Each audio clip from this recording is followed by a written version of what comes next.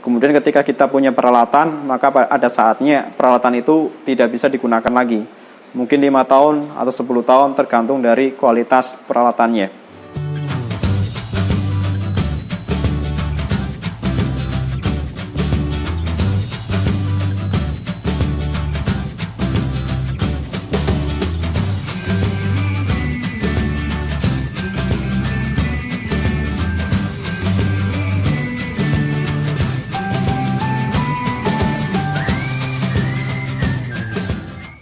Assalamualaikum warahmatullahi wabarakatuh. Alhamdulillah wassalatu wassalamu ala rasulillah. Tidak ada kata yang lebih pantas untuk mengawali perjumpaan kita pada kesempatan kali ini kecuali puja dan puji syukur kehadirat Allah Subhanahu wa taala. Kemudian sholawat serta salam mudah-mudahan tetap tercurah limpah kepada junjungan kita Nabi Muhammad sallallahu alaihi wasallam. Untuk kali ini adik-adik sekalian, kita insyaallah akan membahas tentang evaluasi dan perencanaannya untuk pemeliharaan ternak unggas pedaging. Sebenarnya dua ini adalah dua hal yang berbeda. Pertama adalah perencanaan dan kedua adalah evaluasi. Perencanaan kita akan gunakan asumsi-asumsi, kemudian ketika evaluasi maka kita menghitung apa yang sudah kita lakukan di waktu yang lalu, kira-kira seperti itu. Kemudian untuk materi kali ini sebenarnya ada dua subbab. Subbab pertama adalah terkait dengan analisis produksinya. Analisis produksi kita tahu itu adalah performance. Yang kedua adalah tentang analisis ekonominya, yaitu finansial. Oke, finansial atau ekonomi. Kita langsung saja untuk yang pertama, yaitu untuk produksi atau performance-nya. Oke, untuk baik perencanaan maupun evaluasi sama, prinsipnya sama. Dan ini juga materi insya Allah akan bisa digunakan ketika kalian mempelajari mapel yang lain, karena prinsipnya juga sama untuk perencanaan maupun evaluasi dari pemeliharaan ataupun usaha yang lainnya. Oke, untuk yang pertama, untuk performance ketika memelihara ternak unggas, khususnya untuk kali ini adalah ternak unggas pedaging, maka kita tahu adanya FCR. Kemudian yang kedua adanya IP. FCR itu yang pertama ya.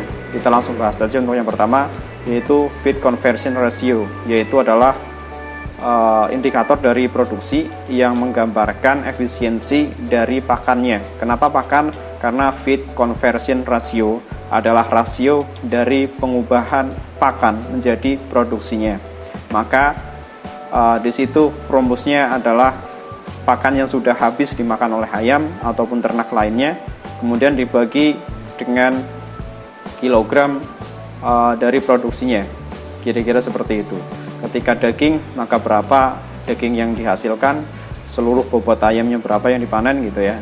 Kemudian ketika telur, maka telurnya berapa kilogram yang dipanen, kira-kira kayak gitu.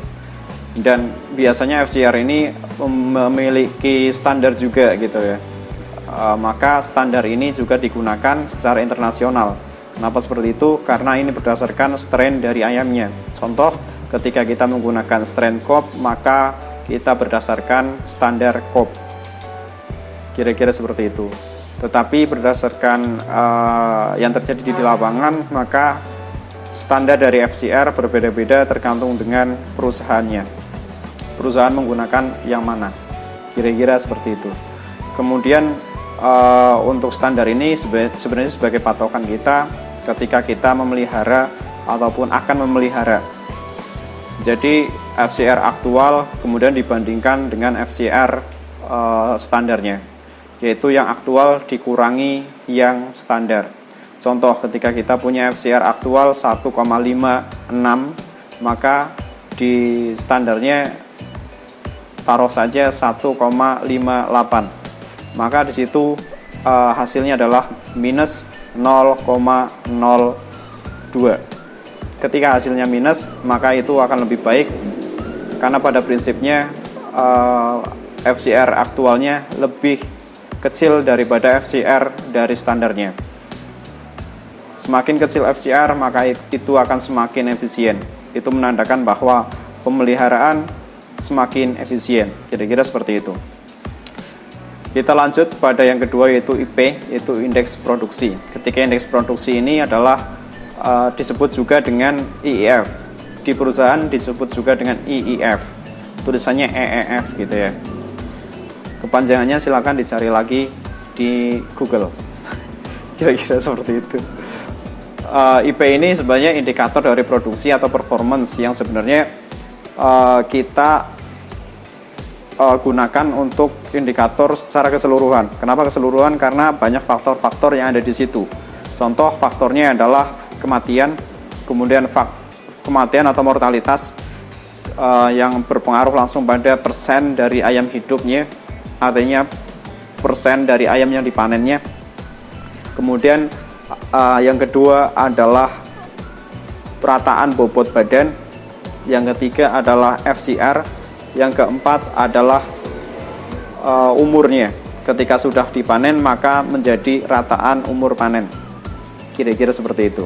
Tetapi ketika masih di peliharaan atau masih dipelihara gitu ya, itu pakai umur saja, umur pada saat itu berapa. Maka bisa dilakukan estimasi IP-nya, kira-kira kayak gitu. Sehingga 4 faktor tadi akan mempengaruhi IP atau indeks produksinya. Maka indeks produksi bisa digunakan untuk indikator dari efisiensi secara keseluruhan, dari produksinya, dari performance-nya, pemeliharaannya. Maka dari itu rumusnya IP ini adalah persentase dari ayam hidup dikalikan rataan bobot badan, kemudian dikalikan 100. Hasil dari perkalian tadi dibagi dengan FCR yang dikalikan dengan yang dikalikan dengan rataan umur panen. Oke, jadi penyebutnya adalah FCR yang dikalikan dengan rataan umur panen. Ketika FCR dan rataan umur panen ini lebih kecil, maka hasilnya akan semakin baik, maka IP-nya akan semakin baik. Kira-kira seperti itu. Dan kenyataan di lapangan, IP yang baik adalah lebih dari 315. Ketika kurang dari itu, maka itu akan kurang efisien secara keseluruhan. Bahkan di lapangan sekarang sudah mencapai 400. Lebih dari 400, itu sudah banyak. Dan itu menunjukkan bahwa saat ini efisiensi dari pemeliharaan lebih baik. Karena memang pada kenyataannya lebih banyak close house saat ini. Sudah banyak close house. Dan itu efisiensinya akan cenderung meningkat. Kira-kira seperti itu. Baik, kemudian kita lanjut ke fase yang kedua atau subbab yang kedua, yaitu analisis secara ekonomi atau finansial. Untuk subbab ini kita akan bahas dari yang pertama, yaitu investasi. Investasi itu apa? Investasi adalah semua hal yang kita gunakan di awal, kemudian hal-hal tersebut untuk memproduksi secara berulang-ulang. Oke, digunakan secara berulang-ulang. Itu adalah investasi. Contoh investasi di sini adalah kandang. Kemudian contoh di sini investasi adalah peralatan kandang, peralatan kebersihan, kemudian gudang, kantor, kemudian tanah milik sendiri tentunya. Kemudian ternaknya juga ada yang menjadi investasi, yaitu ternak sapi perah. Bukan hanya sapi saja, tapi ternak perah, karena ada kambing perah juga. Kemudian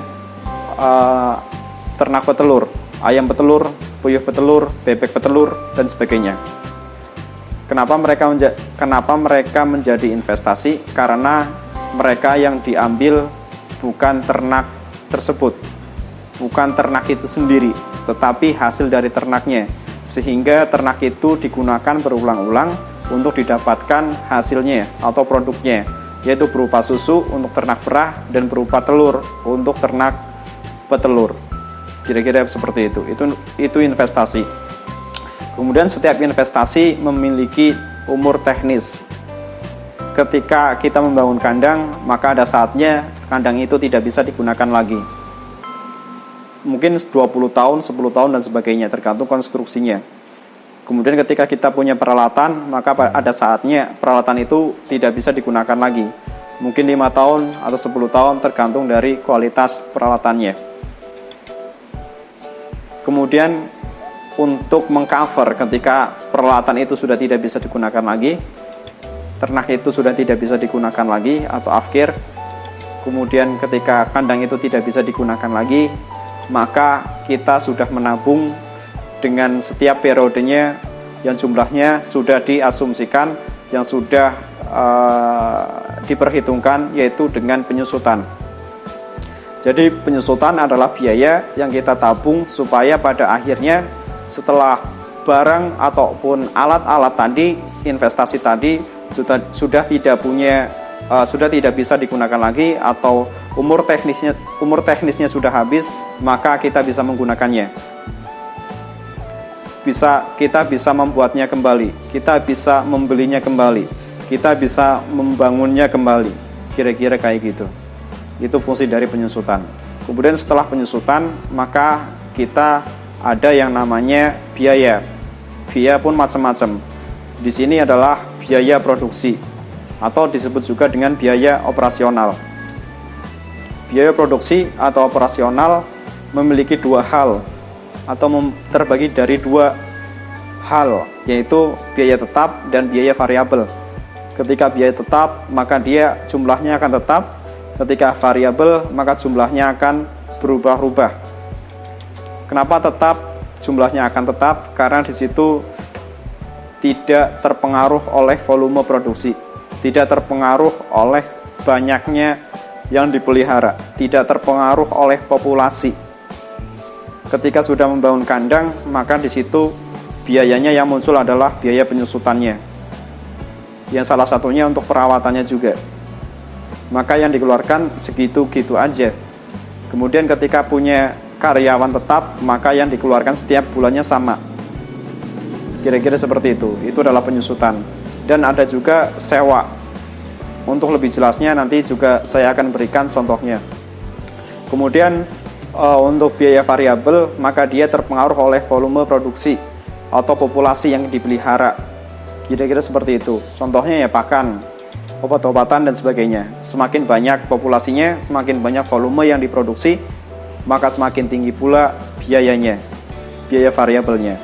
Penjumlahan antara biaya tetap dan biaya variabel adalah biaya produksi atau biaya operasional. Kemudian setelah kita menghitung biaya, yang tadi ada investasi, kemudian ada penyusutan, kemudian ada biaya produksi yang terdiri dari biaya tetap dan biaya variabel, maka selanjutnya kita menghitung penerimaannya.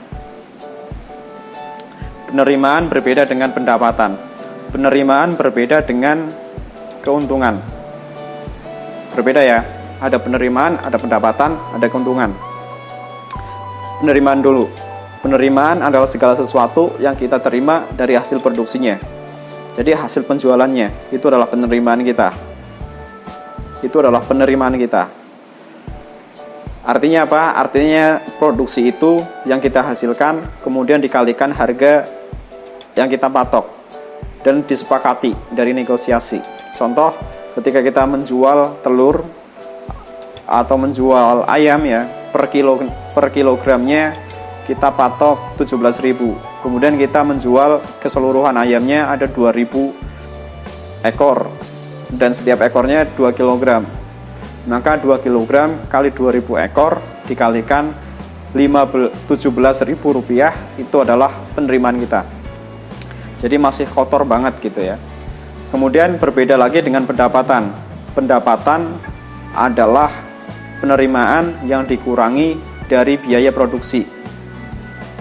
Kemudian pendapatan ini tidak memperhitungkan biaya yang non-cash. Contohnya yang non-cash, dia adalah bunga bank. Oke, itu non-cash. Kemudian contoh lagi, dia tidak memperhitungkan adanya biaya dari tenaga kerja keluarga. Itu ciri-ciri dari pendapatan. Jadi dia lebih besar nilainya daripada keuntungan, karena keuntungan dia lebih bersih lagi. Dia memperhitungkan semua biaya termasuk yang non cash, yaitu bunga bank juga dihitung. Kemudian dia juga menghitung tenaga kerja dari keluarganya, misalkan ada keluarga yang kerja di situ. Kira-kira seperti itu perbedaannya ya, dari penerimaan, pendapatan, kemudian keuntungan. Semakin kecil penerimaan besar masih kotor banget, kemudian pendapatan juga masih lumayan ya, ada yang tidak diperhitungkan, kemudian keuntungan itu sudah bersih. Kira-kira kayak gitu. Pendapatan biasa digunakan untuk peternak kecil atau skala usaha kecil, tetapi keuntungan biasa digunakan untuk perhitungan dari perusahaan. Kira-kira kayak gitu.